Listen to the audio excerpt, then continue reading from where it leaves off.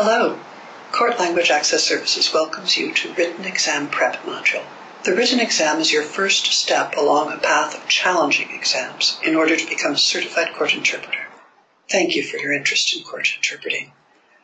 Some of the information in this module is adapted from the National Center for State Courts Court Interpreter Written Examination Overview and from Louise Moorhead. I'm Carla Farrell. I achieved court interpreter certification in Oregon in 2004. When I first took the written test in 2002, it was a much easier and shorter test, so buckle up and prepare for what might come your way during the exam. In this module, we will cover test construction, what the test looks like physically, how the test is administered, and what you can do during the test. Also covered are study tips, ways to study for the exam, resources that may help you study, and test-taking strategies. We'll spend time on synonyms, antonyms, idioms, court-related terms, and interpreter ethics, because all of these topics are part of the exam.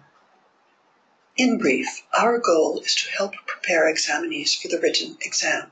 To achieve this, our objectives are to provide you with test-taking strategies, give you a feel for the mechanics of the exam, and help you become familiar with the different sections of the exam and the content of those sections.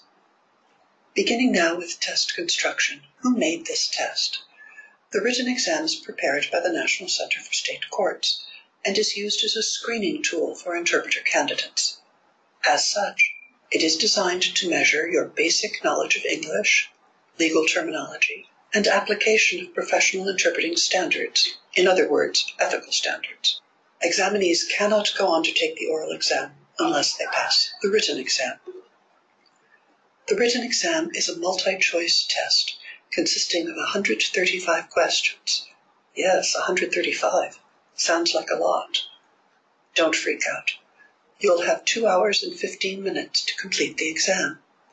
This means you have roughly 1 minute to read each question, all the possible answers, choose your answer, and mark it. The passing score for the test is 80%, so you have to give 108 correct answers. Look at the bright side. You can get 27 questions wrong and still pass. On the day of the test, you will be given instructions regarding the testing procedure. Pay attention. Note that during the test, you cannot use notes you made while studying, nor can you use dictionaries to look up answers, whether on your phones, iPads, tablets, or the old-fashioned hardcover or paperback dictionaries. There are 2 parts of the written exam. Part 1 tests your general language proficiency. Being proficient means you have an advanced level of competence, in this situation in the English language. In this test, you have to exhibit such competency whether or not English is your first language. The exam assumes a high degree of literacy in the English language and familiarity with language construction, testing your comprehension of written English vocabulary and idioms. Within Part 1 of the written exam, there are 5 sections with a total of 75 questions. The first section is sentence completion, questions 1 through 9 of the test. You will read instructions to select from a list of 4 words or phrases the one that best completes the sentence. Here's an example, orally, not on the screen, so take some notes if you wish. I'll read the example to you, and then you take a few moments to make your decision. Here we go. A person who feels persecuted in his or her home country may apply for political A. ablation, B. appraisal, C. asylum, D. a sentence. Okay, C. asylum is the best answer. In context, questions 10 through 17 are sentences that contain an underlined word or phrase. In this section, the instructions are that you choose from a list of 4 words or phrases the one that is closest in meaning to the underlined word or phrase. In a few minutes, we'll explore the meaning of the word synonym, and you'll be given some examples. Section 3 is synonyms, 1 word. Questions 18 through 38. For this section, you will read instructions to choose from a list of 4 words or phrases the one that has the same meaning or closest to the same meaning as the word or phrase provided. Examples to come a few slides down this presentation. Section 4 is antonyms, questions 39 through 50. Again, you will read instructions, this time telling you to select from a list of 4 words or phrases the one that is opposite to the word or phrase provided. You'll get a good feel for this section with some samples to come. Section 5 is idioms, questions 51 through 75, the longest portion of Part 1. All the questions in this portion contain an underlined idiomatic expression.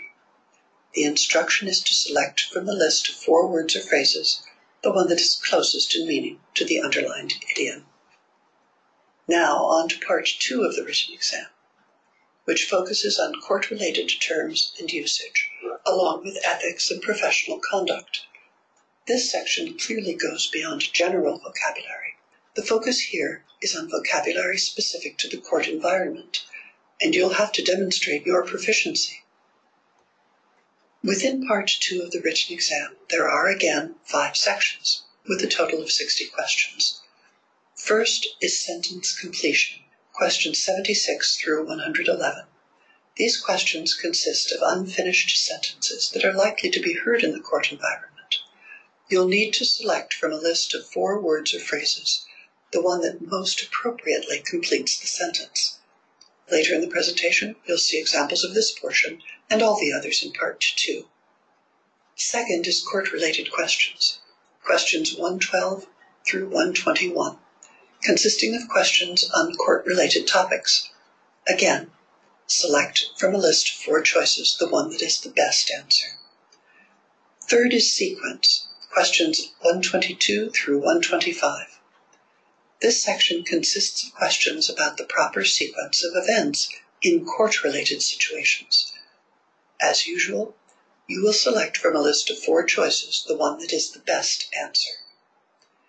Fourth is professional conduct questions, only 2 questions, 126 and 127, about the appropriate course of professional conduct an interpreter should take.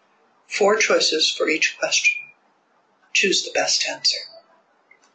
Fifth and last deals with ethical scenarios, 8 questions, 128 through 135, consisting of brief scenarios describing situations an interpreter might encounter while interpreting in the courts, scenarios that would pose ethical or professional problems. You'll have the scenario and 4 alternatives.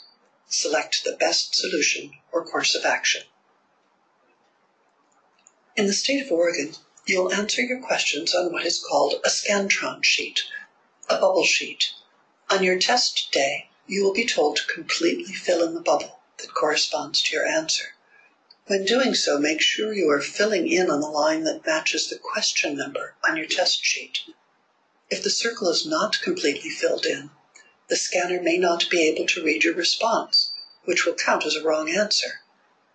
Bear in mind, you can change your answers, but when doing so, be sure to erase the former mark completely.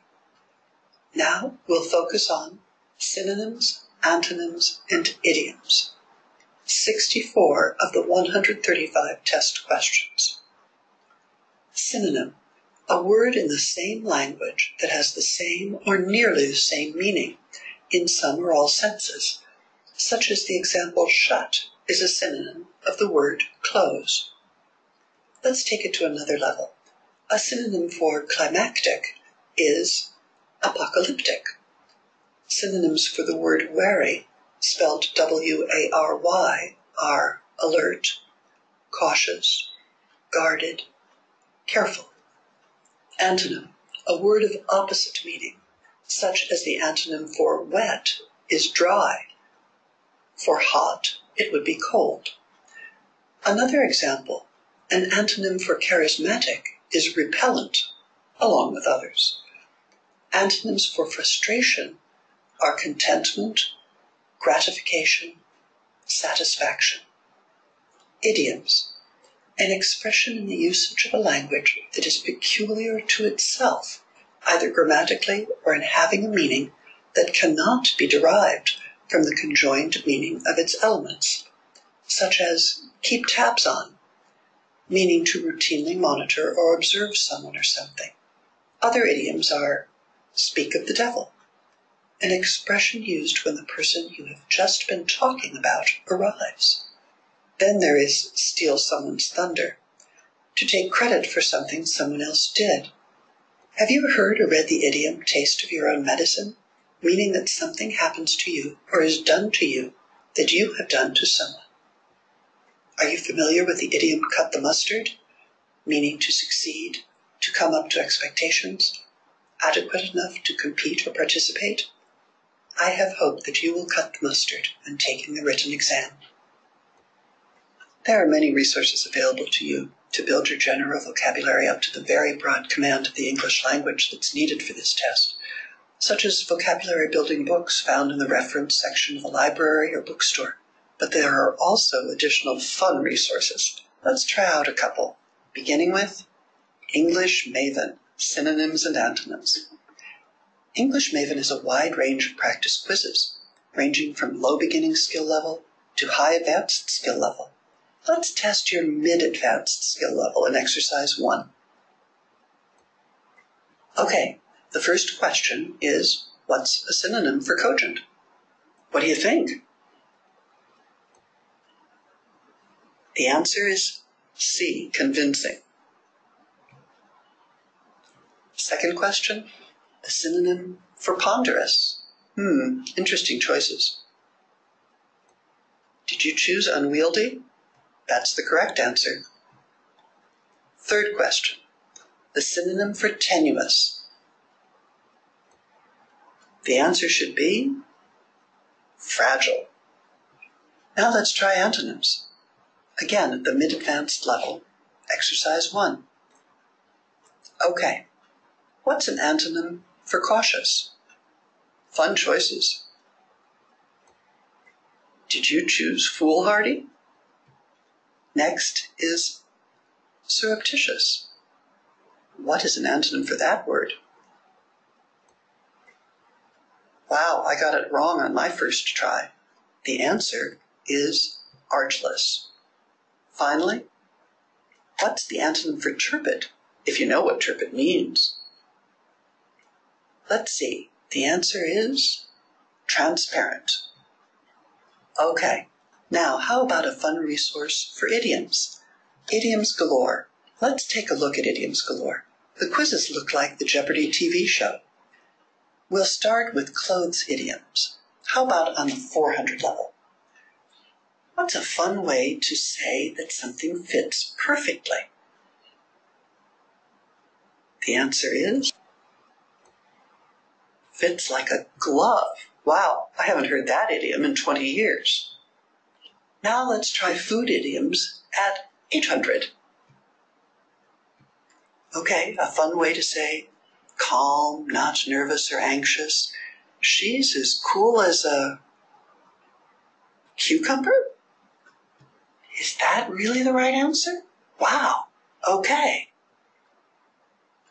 Now we'll try our last idiom, but at level 1000. Colors idioms.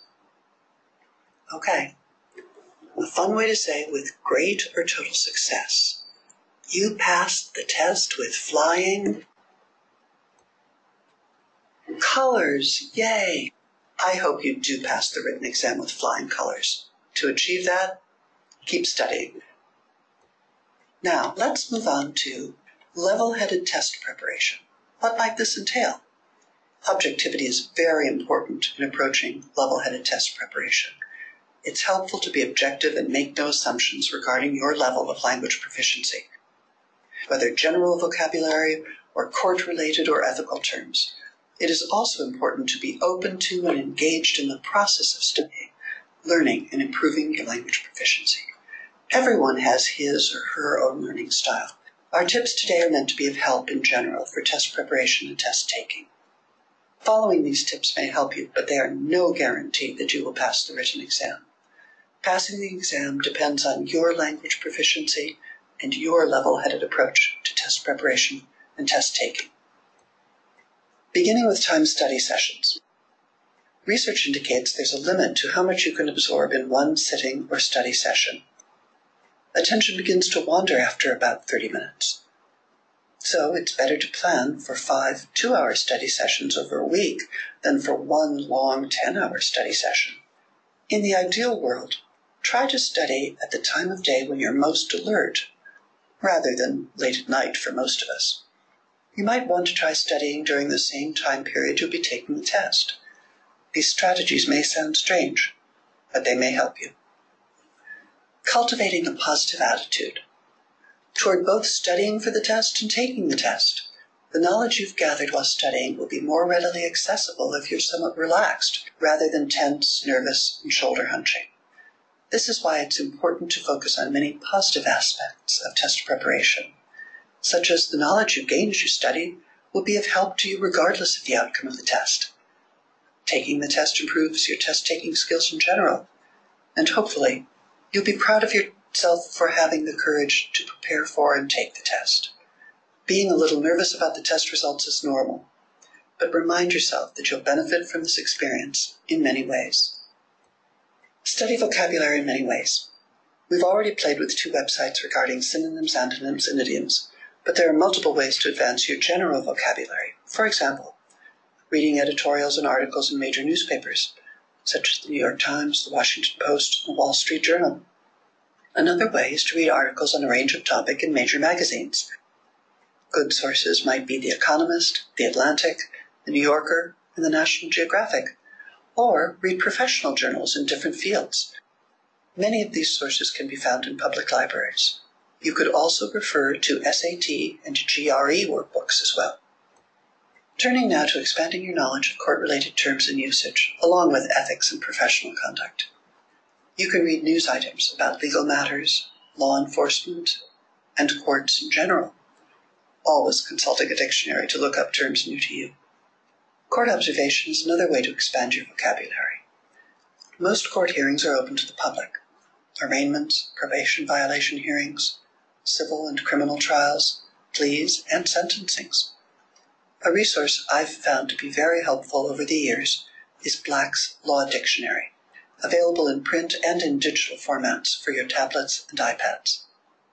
Another resource available online is the National Center for State Courts website. There you will find their glossary of commonly used court and justice systems terminology. A good way to prepare for the ethics and professional conduct questions is to become familiar with the Code of Professional Responsibility for Interpreters in the Oregon Courts, which is available on the Court Language Access Services website. Another resource is Fundamentals of Court Interpretation, Theory, Policy, and Practice, a book written and recently updated by the authors Roseanne Duenas-Gonzalez, Victoria E. Vasquez, and Holly Mickelson. Moving on, focus on areas for improvement. Again, make no assumptions regarding what you think you know or don't know. Assess your knowledge as objectively as possible. Devote some time to all 3 test topics, while devoting more time to those areas you've identified as needing improvement.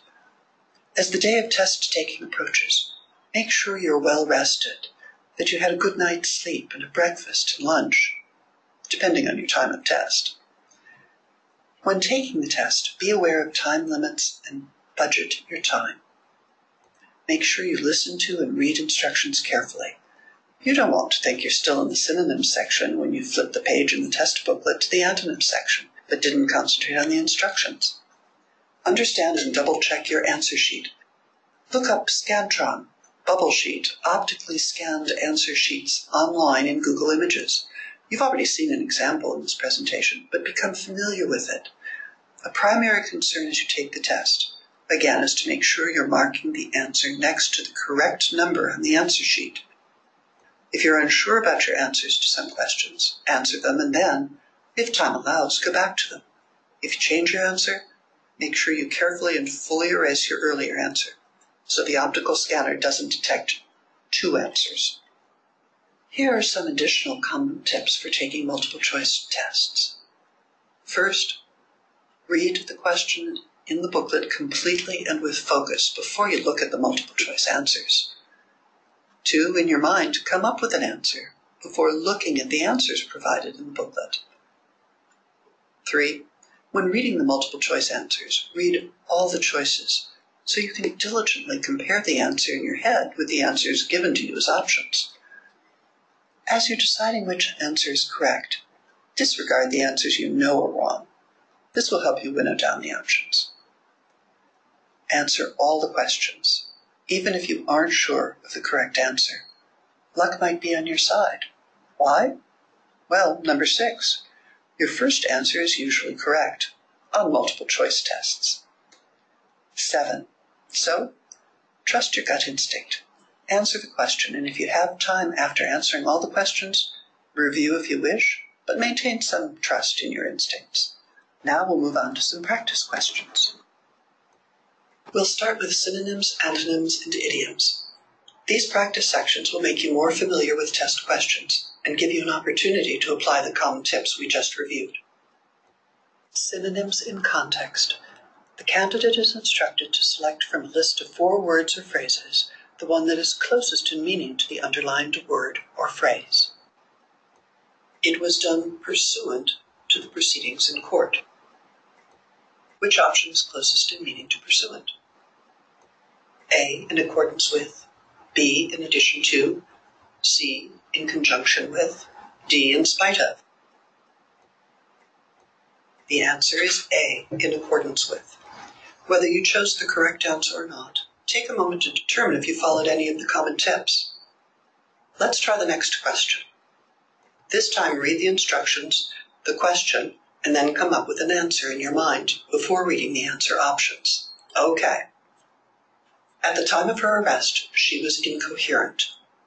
Which option is closest in meaning to incoherent as used in this sentence? A, irresponsible, B, frustrated, C, intoxicated, D, unintelligible. The correct answer is D, unintelligible. Sometimes people get confused and might choose intoxicated. Well, when intoxicated, you can be incoherent, but the synonym for incoherent is unintelligible. And what is being tested right now is a synonym in context. We'll move on to the next question. It represented a quandary for him. What is a synonym for quandary in this sentence? A, danger, B, deception, C, distraction, D, dilemma. The correct answer is D, dilemma. If you look up the word quandary in the Merriam-Webster dictionary, you'll see that other synonyms for quandary are catch-22 and double-bind. As we move to the next question, a reminder, read all the answer options before choosing your final answer. A synonym for panhandler is A, beggar, B, cook, C, door-to-door salesperson, D, street vendor. The correct answer is A, beggar. When preparing for the test, don't concentrate solely on modern synonyms, antonyms, and idioms. The word panhandler first came into use in 1890. Moving to the next question. A synonym for egregious is A, careless, B, appalling, C, outspoken, D, friendly. The answer is B, appalling. Did you get it right or make an egregious error? Just a joke. Other synonyms for egregious are blatant, conspicuous, flagrant, glaring, and pronounced. Now, one more time. A synonym for recalcitrant is A, disobedient, B, hard of hearing, C, difficult to understand, D, pertaining to bone structure. A, disobedient. Recalcitrant means obstinately defiant of authority or restraint. More synonyms for recalcitrant include bulky, incompliant, insubordinate, unruly, and ungovernable. The first known use of the word recalcitrant was in 1843. Okay, next word. We are switching to antonyms. Remember to always read the instructions. An antonym for slander is A, compliment, B, defeat, C, lose weight, D, misunderstand. And the answer is A, compliment. The word slander has been around for a long time. First known use was in the 13th century. Other near antonyms for slander are exalt, glorify, honor, revere. Let's keep going. An antonym for vague is A, related to, B, specific, C, clear, D, unrelated. The answer is B, specific. You know, some words hang around for a long time. The word vague has been in use since 1548. Other antonyms for vague are definite and explicit. Now, the last question regarding antonyms. Listen to the answer options, decide, and if you have doubts, go with your first answer. An antonym for feasible is A, edible, B, impossible, C, possible, D, readable. The answer is B, impossible. Some other antonyms for the word feasible are hopeless, impracticable, unattainable, undoable. Let's take a break from antonyms and move on to idioms. Remember, sometimes it's best to listen to your gut. What Frank thinks about the issue is neither here nor there. What is closest in meaning to the idiom neither here nor there? A, irrelevant, B, important, C, always reliable, D, never accurate. A, irrelevant. Did you get it right? Was your gut instinct correct? Or did you fall for option D, never accurate, which is not correct? Let's give it a go again. What a fight. You really taught that guy a lesson. What is closest in meaning to the idiom, taught that guy a lesson? A, showed him the right way to do something. B, showed him how to teach others. C, let him beat up on you. D, beat him handily. The answer is D, beat him handily. Did that go well? Idioms can be confusing, so pay a lot of attention to the context of the sentence or phrase. Okay, one last idiom for now. The prisoner stated he was given the 3rd degree by the police. Have you ever been given the 3rd degree by a police officer, a parent, teacher, or anyone? What is closest in meaning to the idiom, the 3rd degree? A, breathalyzer field sobriety tests. B, severe burns. C, harsh treatment and questioning. D, 3 beatings. What was your choice? Correct answer is C, harsh treatment and questioning. Even if you chose all the correct answers in the synonyms, antonyms, and idioms sections, don't fall into thinking, oh, this test is a piece of cake. It isn't, so don't throw in the towel. Study and broaden your general vocabulary. Let's move along and concentrate on expanding your legal vocabulary. It's common that people think, oh, I've watched CSI Miami, or Law and Order, or Judge Judy on TV. I know the words. Well, perhaps you do. But in my years of experience as a court interpreter, I've learned new words and phrases all the time. Are you familiar with the word deduce? The definition of deduce is infer. What does infer mean? In a legal setting, it can mean to derive a conclusion from facts. For example, a prosecutor may hope that, at the end of the trial, the jury will deduce, based on the evidence heard, that the defendant is guilty. A defense attorney would hope you deduce the opposite, not guilty. How about Jeopardy? Again, not the TV show.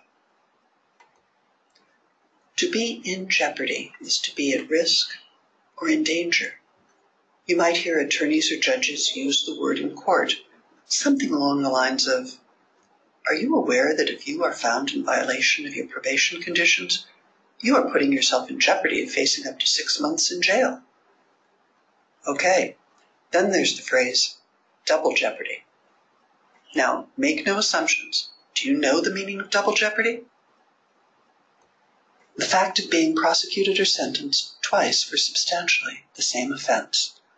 No defense attorney will want his or her client in double jeopardy and will raise any possible legal objection to avoid that the client faces charges twice for the same incident. This doesn't mean that it's impossible to have 3 convictions for, let's say, robbery in the 3rd degree. That can happen if the robberies took place as 3 separate incidents. Now let's explore constitute as a verb. That means to form the basis, the foundation. Constitute as a verb is frequently heard in court proceedings, particularly in arraignments when, for example, a person is charged with assault for constituting domestic violence. Okay, libel. Does libel refer to something someone said or wrote? The definition refers to legally indefensible publication or broadcast of words or images degrading to a person or injuring a person's reputation. That definition implies that libel is that which is communicated by the sense of sight, whether a printed word in a newspaper or a billboard or electronic broadcast. Next up, indictment. What is that? An indictment is a formal written accusation of a crime issued by a grand jury and presented to court for prosecution against the defendant. In Oregon, it's not uncommon during an arraignment proceeding to hear a defense attorney say that he or she acknowledges receipt of the district attorney's information. That is not an indictment. Only a grand jury can issue the indictment. Now, slander. Didn't you run into that word in the antonyms section? Well, what does slander really mean? It's a defamatory statement expressed in a transitory form. Speech. Now you've got it, the difference between slander and libel. Moving on to Statute of Limitations. Do you know what that phrase means? It is a law establishing a time limit for suing in a civil case or for prosecuting a crime. This phrase is often heard when an attorney refers to the Statute of Limitations in a rape case. Wow, legal terms are never ending. What is a breach of contract? A breach of contract occurs when a person violates a contractual obligation by failing to perform one's own promise, by repudiating it, or by interfering with the other party's performance. Wait a moment, what does repudiate mean? Repudiate means to refuse to accept or to reject as unauthorized or as having no binding force. The phrase breach of contract is most frequently heard in civil cases. As if legal terms weren't a challenge, well, what does challenge mean as a noun in a legal setting? A challenge is the act of formally questioning the legality or legal qualifications of a person, action, or thing. It's not uncommon to hear an attorney say, I have a challenge to this witness being called as an expert witness. Now let's complicate matters even more. Challenge is a verb. To challenge is to dispute or question something, for example, a vote. Sometimes you may hear an attorney say, Your Honor, the defense challenges the jury's verdict and asks that you poll the jury. Next up, exonerate. In a civil case, to exonerate is to free from responsibility. An attorney might ask, Your Honor, we ask that the respondent be exonerated from payment of debt. Okay, now, extenuating circumstance. Do you have your dictionary handy? If an attorney mentions or puts into evidence an extenuating circumstance, the attorney is not justifying or excusing an offense or wrongful act, but rather is pointing out something that could reduce a defendant's degree of guilt and, as a result, might reduce damages in a civil case or the punishment in a criminal case. Over the years, I've heard this phrase frequently in felony cases. Okay, acquit.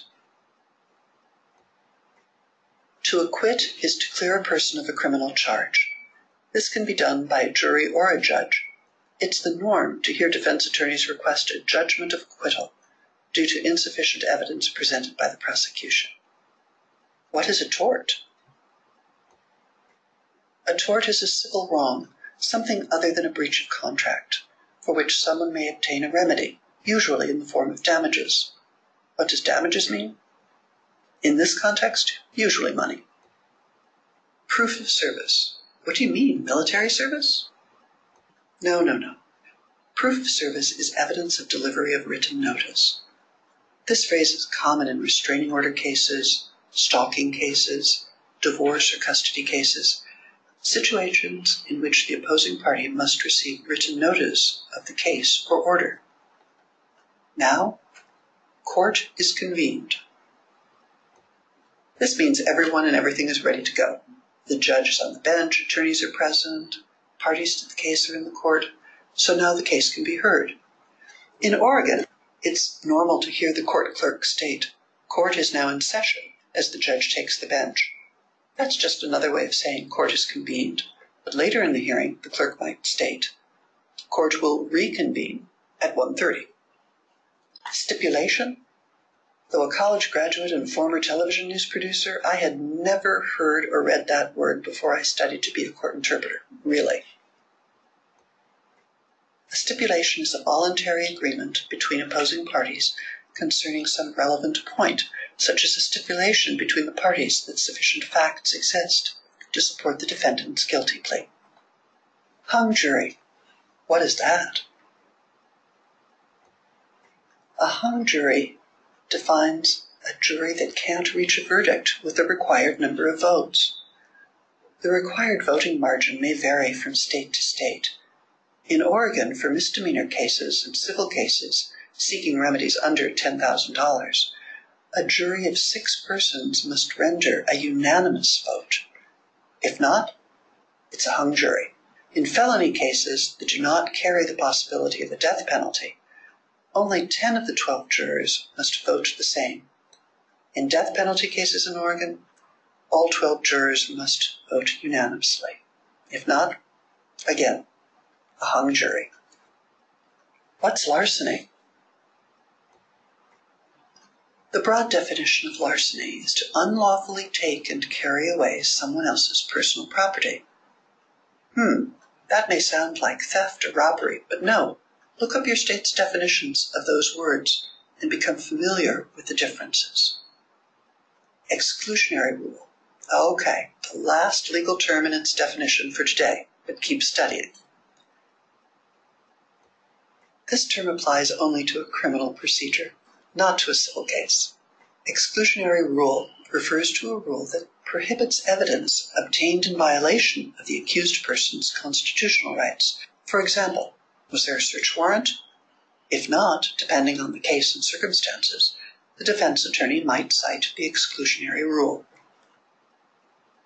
Now we'll switch topics and check your knowledge of court-related sequence of events, whether starting with court proceedings or with the arrest of a defendant. In order to further familiarize yourself with court proceedings and procedures, you can look up criminal court flowcharts online or you can do court observation, whether starting with a traffic court arraignment or a criminal case arraignment. Let's figure out the correct order in which specific events occur in court. What do you think is the correct order for conviction, verdict, appeal, sentencing? Which event comes first, and in what order do the others follow along? In this situation, the correct sequence of events starts with the verdict, which is the jury or judge's finding or decision based on the factual issues of the case. With a verdict of guilty, conviction would be next in the sequence. Conviction meaning the judge is finding someone guilty of a crime. What happens next? Sentencing. This happens when the judge determines the penalty for a crime. In Oregon, defendants have the right to wait 48 hours between conviction and sentencing, or the defendant can proceed to sentencing right after the conviction is decided. Next in sequence, appeal. Appeal is not a mandatory part of the process. Appeal happens only if one of the parties, in either civil or criminal cases, with a few exceptions, feels there is a colorable claim of error during the trial.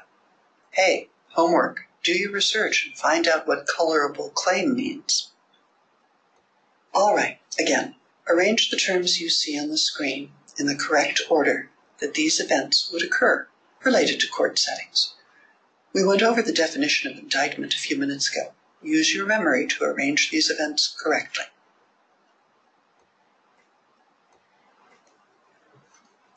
Given these events, the correct sequence begins with an arrest, taking or keeping in custody of a person by legal authority. In other words, the cops or sheriffs. The next step in sequence is Miranda, also known as Miranda rights. That's the doctrine that if a person suspected of criminal conduct is in police custody, that person must be advised of certain constitutional rights before being subjected to interrogation by the police. Then comes grand jury, a group of people chosen to sit for a specific period of time and to decide, after listening to the prosecutor's witnesses and version of events, whether to issue an indictment. Grand jury is conducted in ex parte proceedings. Do you know what ex parte means? Ex parte is a hearing that's conducted with only one party present. The other side, the defendant, is not present, nor is his or her attorney.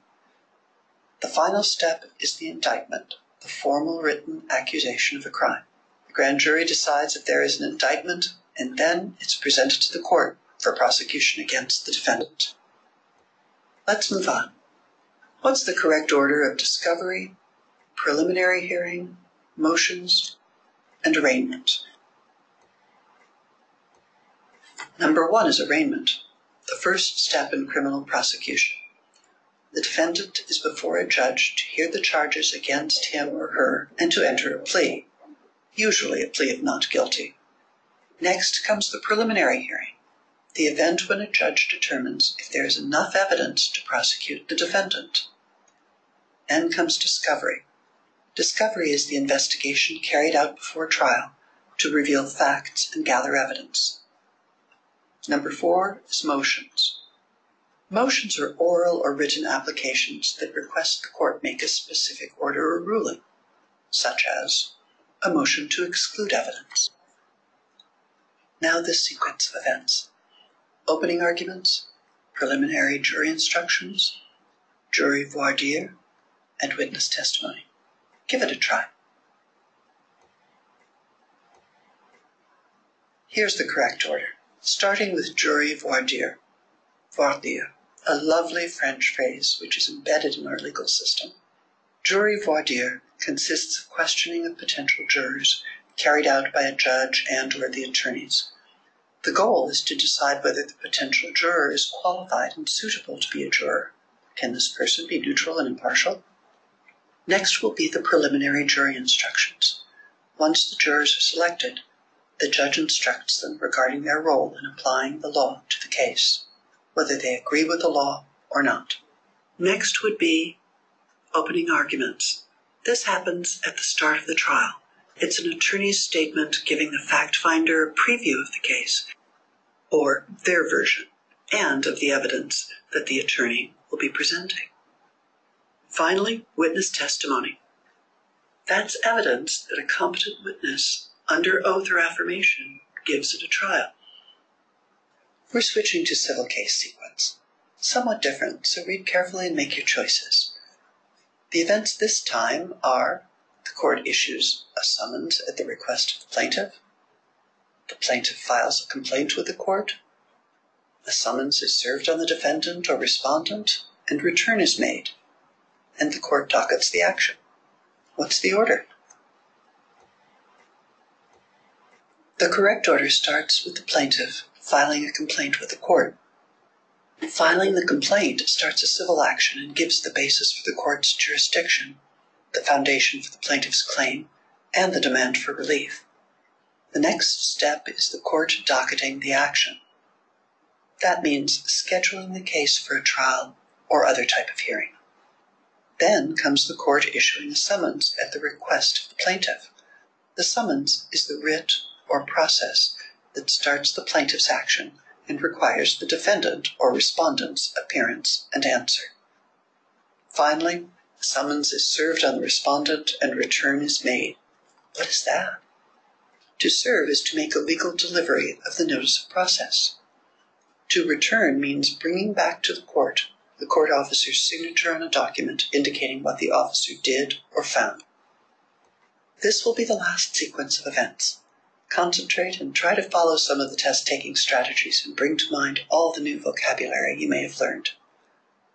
What is the correct order for court-issued notice of trial, the defendant or respondent files an answer, and the court may issue a subpoena at the request of either party?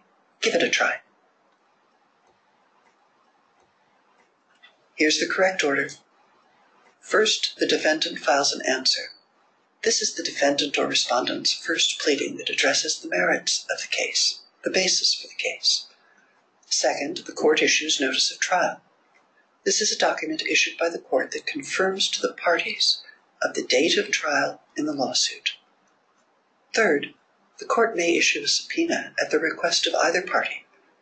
A subpoena is a writ or order that demands a person appear before the court. A party is a person who is taking part in the legal proceeding. Fourth and final, trial. That formal judicial examination of evidence and ending of legal claims in an adversarial proceeding. Now we'll switch focus to court interpreter ethics. In this section, we'll go over the Code of Professional Responsibility for Interpreters in Oregon Courts. I love to use the acronym CPR when referring to this Code of Ethics. As you may know, CPR usually refers to cardiopulmonary resuscitation. Believe me, as court interpreters, the Code of Professional Responsibility is our CPR when we face ethical dilemmas, which court interpreters do on a fairly regular basis. Bear in mind that when you pass the tests and are sworn in as a certified court interpreter, you take an oath to abide by the Code of Professional Responsibility. It's not just something you have to skim through now to help you pass the written exam. It's the code you are legally bound to follow throughout your career as a court interpreter. The CPR for interpreters in Oregon courts has 11 canons. Each canon has equal weight. Some canons apply in all situations. All canons are tightly intertwined, and court interpreters need to know them, abide by them, and hold themselves accountable to do that. Canon 1. Accuracy and completeness. The interpreter shall render a complete and accurate interpretation or sight translation, without altering, omitting anything from, or adding anything to what is stated or written, and without explanation. Complete and accurate interpretation includes interpreting the false starts, the ums and uhs of the speakers. Interpreters maintain the tone, style, and register of speech, even if the spoken statement seems unresponsive, incoherent, rambling, or full of gross language. Remember that verbatim, word-for-word interpretation is not appropriate if it distorts the meaning. Would verbatim interpretation from English into another language of the idiom "going back to the drawing board" make sense to the non-English speaker? No. Canon 2. Representation of qualifications. The interpreter shall accurately and completely represent his or her certifications, training, and pertinent experience. You may have taken college classes of interpreting. This does not make you a certified court interpreter. If you hold registered court interpreter status and are asked if you are a certified court interpreter, the correct answer is no. Canon 3. Impartiality and avoidance of conflict of interest. As court or proceeding interpreter, and Canon 4, impartiality and avoidance of conflict of interest, as an interpreter appointed to work with state-paid appointed attorneys. In either situation, the interpreter shall be impartial and unbiased, and shall refrain from conduct that may give an appearance of bias or conflict of interest. The interpreter shall disclose to the judge or the state-appointed attorney, depending on the situation, any real bias or interest in the parties or witnesses in a case, or any situation or relationship that might be perceived by the court or any of the parties or any witnesses as a bias or interest in the cases or witnesses in the case. Examples of actual or perceived conflict of interest for the interpreter include, but are not limited to, if the interpreter is a friend or associate or relative of a party or counsel for a party involved in the proceeding. If the interpreter has served in an investigative capacity in the case at issue for any party involved in the case. If the interpreter had previously been retained by a law enforcement agency to assist in the preparation of the criminal case at issue. Interpreters should strive for professional detachment, avoiding all verbal and nonverbal displays of personal attitudes, prejudices, emotions, or opinions. Canon 5, Professional Demeanor. The interpreter shall conduct himself or herself in a manner consistent with the dignity of the court and shall be as unobtrusive as possible. To do this, interpreters need to know and to use the established protocol, rules, and procedures for delivering interpreting services. When speaking in English, an interpreter needs to speak at a pace and volume, allowing the interpreter to be heard and understood by everyone in the courtroom. Otherwise, the interpreter should be as unobtrusive as possible.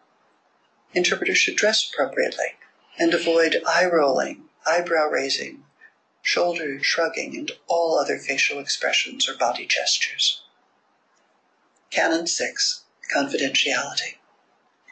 The interpreter shall understand the rules of privileged and other confidential information and shall protect the confidentiality of all privileged and other confidential information. It's important that the interpreter understand and uphold the attorney-client privilege that requires confidentiality with respect to any communication between attorney and client. Interpreters must not repeat or disclose case information obtained by the interpreter in the course of employment. Canon 7, Restriction of public comment. The interpreter shall not publicly discuss, report, or offer an opinion concerning a matter in which the interpreter is or has been engaged, even when that information is not privileged or required by law to be confidential. Canon 8, Scope of Practice. The interpreter shall limit himself or herself to interpreting or performing sight translation and shall not give legal advice, express personal opinions to individuals for whom the interpreter is interpreting, or engage in any other activities that may be construed to constitute a service other than interpreting or translating. Canon 9, Assessing and Reporting Impediments to Performance. The interpreter shall assess at all times his or her ability to deliver interpreting services. When the interpreter has any reservations about his or her ability to satisfy an assignment competently, the interpreter shall immediately convey that reservation to the court. Impediments to performance include environmental or physical limitations that impede or hinder the interpreter's ability to interpret adequately. Another impediment could be technical or specialized terminology, unfamiliar to the interpreter. If an interpreter feels the language and subject matter of a case might exceed his or her skills, the interpreter should not accept that assignment. Canon 10, Duty to report ethical violations. The interpreter shall report to the court any actions by any person that may impede the interpreter's compliance with any law, any provision of this code, or any other official policy governing court interpreting and sight translating. Frequently, users of interpreting services misunderstand the proper role of the interpreter and ask the interpreter to do things that run counter to the code and other laws, regulations, and policies. It's the interpreter's responsibility to inform such a person of the interpreter's professional obligations. If the person persists, the interpreter turns to the program manager, the trial court administrator, or trial court clerk or judge to resolve the situation. Canon 11, Professional Development. The interpreter shall continually improve his or her skills and knowledge and advance the profession through activities such as professional training and education and interaction with colleagues and specialists in related fields. If you don't continually improve your skills and knowledge of the interpreting profession, it will be even harder for you to abide by the Code of Professional Responsibility that you've sworn to uphold. Let's try to apply the canons of the Code of Professional Responsibility to ethical scenarios. Remember to read the scenarios and possible answers thoroughly, and use some test-taking strategies when determining your answer. The defendant on trial is accused of indecent exposure. You are interpreting for a non-English speaking witness who is asked to testify about what the defendant said and did. The limited English proficient witness uses vulgar words that are inappropriate in public situations while giving testimony. What should you do? A. Interpret the testimony leaving out the inappropriate language. B. Interpret the testimony using similar but less offensive language. C. Interpret the testimony using similar offensive language in English. D. Ask the judge for permission to request the witness to rephrase his choice of words. The correct answer is C. Interpret the testimony using similar offensive language in English. Canon 1, Accuracy and Completeness, gave you the answer to this question. Another scenario. An interpreter attends a small protest demonstration at a local university. Several participants are arrested for trespassing. When the interpreter is appointed for a series of arraignments the next day, one of the demonstrators appears for arraignment on a trespass charge. According to the Code of Professional Responsibility, what should you do? A. Inform the DA that the interpreter was present at the demonstration and is sympathetic to the demonstrator's cause. B. Interpret as usual without comment. C. Let the defendant know the interpreter was there and might be called as a witness. D. Advise the judge in open court that the interpreter was present at the demonstration. Which answer did you choose? Let's hope it was D. Advise the judge in open court that the interpreter was present at the demonstration. Canon 3 is your guide in this scenario. Interpreters need to disclose to the judge any real or perceived bias, interest in the parties, or any situation or relationship that could be perceived as bias or interest. Let's try again. During a jury trial, the judge has called attorneys up to the bench to discuss a matter. You are sitting at counsel table with the defendant. There is no on-the-record discussion taking place. What should you do? A. Ask the bench if the interpreter may approach the bench as well, because you may need to know what they're talking about to interpret it correctly. B. Sit quietly and wait for the proceeding to resume. C. Speak quietly with the defendant to better familiarize yourself with his speech patterns. D. Use the time to work on a translation you've been given. Interesting scenario, right? What was your decision? The correct answer is B. Sit quietly and wait for the proceeding to resume. In this scenario, during a jury trial, the interpreter will not be interpreting a private conversation between the judge and the attorneys. You are there to interpret the court proceeding.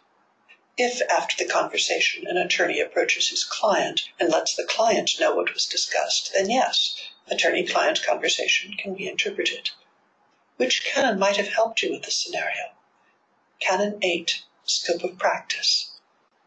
Remember, the interpreter shall not engage in activities that may be seen as a service other than interpreting. Think about it.